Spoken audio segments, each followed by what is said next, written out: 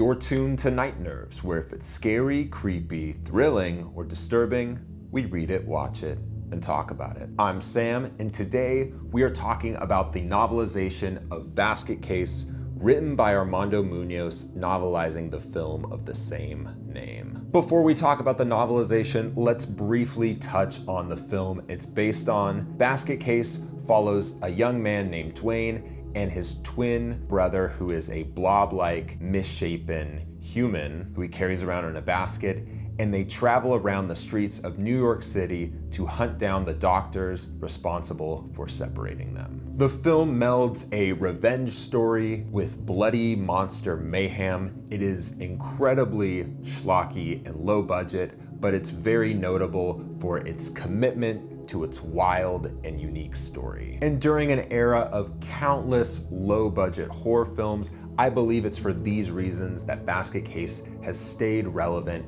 and is still memorable and loved by many horror fans. And not just by horror fans, there's many filmmakers who have been inspired by this oddball film, most notably James Wan in *Malignant* and Coralie Farjah, I hope I'm saying that right, in *The Substance*. So now that we've talked about the film briefly, let's talk about the novelization. In the novelization, Munoz builds on the relationship between Dwayne and his deformed brother, Belle-Isle, adding dynamics and a depth to their relationship, and he also builds on the many irreverent characters who occupy the Broslin Hotel, which is the sleazy, low-rent hotel that they are staying at while they're in New York City. Munoz also gives Belle-Isle's previously silent character dialogue, which is a choice that adds a layer of depth to him as a character, to his relationship with his brother Dwayne,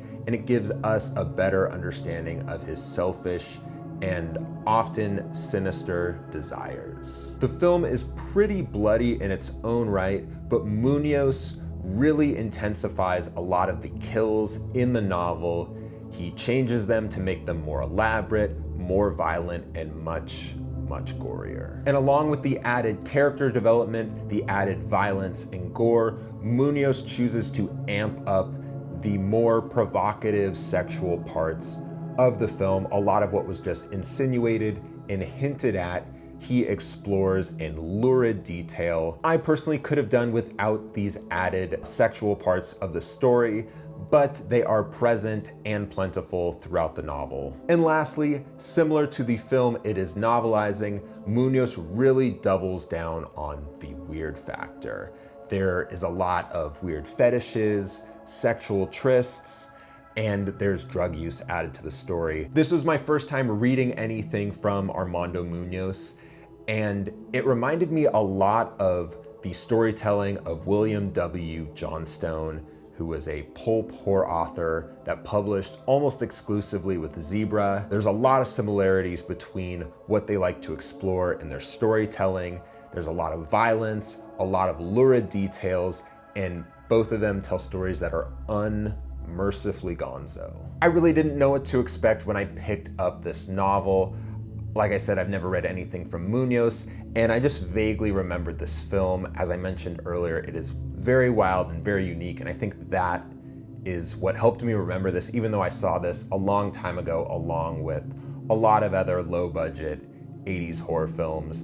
And I remember thinking this was a film that I think in many ways was held back because of its low budget, but still very remarkable. So I was really interested to see how it translated to novel form. I really hadn't heard much about Munoz's novelizations going into this. I'd heard that they were crazy and that they were violent, but I feel like that gets thrown around a lot these days in regards to different horror novels, especially with social media. Everything gets hyped up, so I really take that with a grain of salt, but I was pretty blown away by where he took this story. Some very wild places, if I didn't drive that point home already, and also some very ridiculous storylines, were explored in the story. And like I said, some of them I could have done without, but despite its drawbacks, I had a really hard time peeling my eyes away from the pages of this book. It was a very fun read, and I love how ambitious and wild he got with this story. If you are a fan of the film Basket Case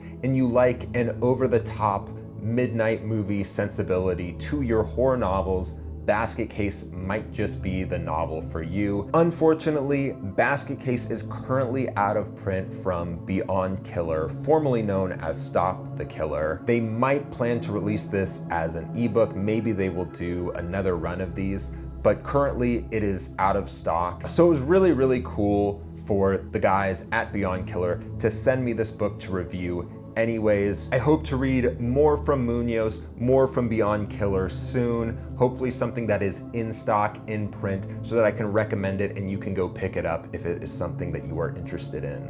Thank you so much for watching this video. Make sure to like this video, share with a friend, leave a comment, and lastly, subscribe if you haven't already. It makes a huge difference for this channel. Also, make sure you are following me on Instagram at @night_nerves. Thanks so much for hanging out. I hope to see you in the next one. Stay spooky.